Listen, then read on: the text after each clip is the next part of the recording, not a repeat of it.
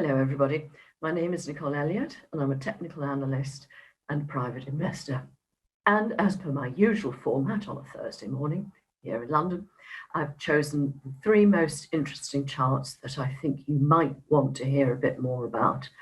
And unsurprisingly, probably, I've chosen three US major technology share prices.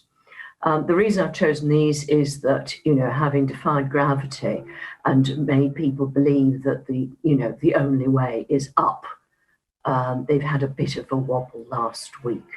Is it catastrophic? Well, let's find out. My first chart is a daily chart of Amazon. It's got a 50-day moving average, which is the green line. And I'm afraid the color combination of this chart is not terribly good, but there is a blue line there, which is the trend from March this year, from the low of March this year. And on the way up, you can see it's been a very steady rally, really. It's most of the time kept above the trend line, clearly, but not ridiculously higher than the 50-day moving average.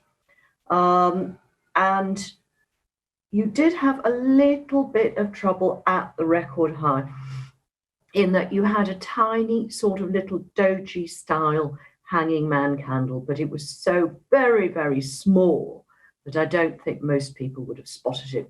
For those of you who don't have access to exchange traded data, the record high is 3,552.25. Okay, so you've got that little doji there, then it gapped lower on the Thursday, an opening gap, yeah? So that is a tiny little warning. But again, in the scheme of things, that is more important than the doji at the record high, okay? Then we dropped to the moving average and bounced from it. Remember, Monday in the States was a Labor Day holiday.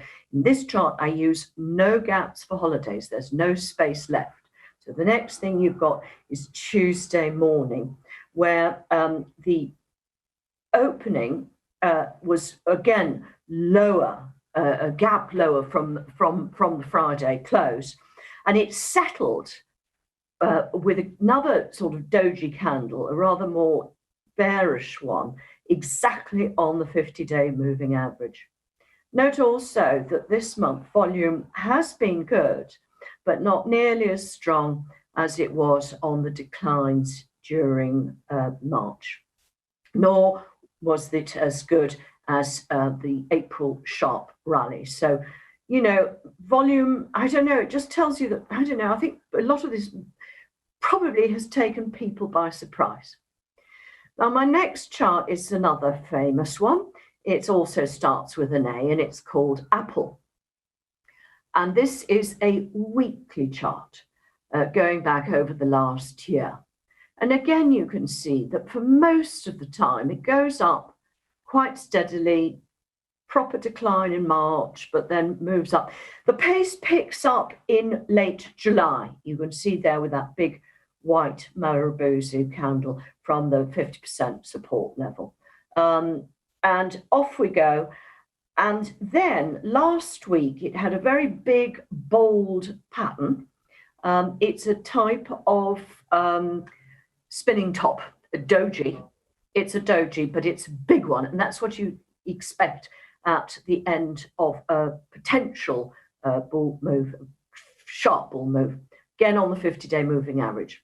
My third and final chart is that of Google. And this one is interesting in that, again, we've reached a record high, 1726.1. We've got that big doji style candle last week. But what we're doing now, as well as being on the 50-day moving average, we're threatening to move back inside a very steady trend channel that has been established since 2015. This would suggest that depending on where we close this month, it's all too much, all froth, end of story. So let's see end of month. See you next week.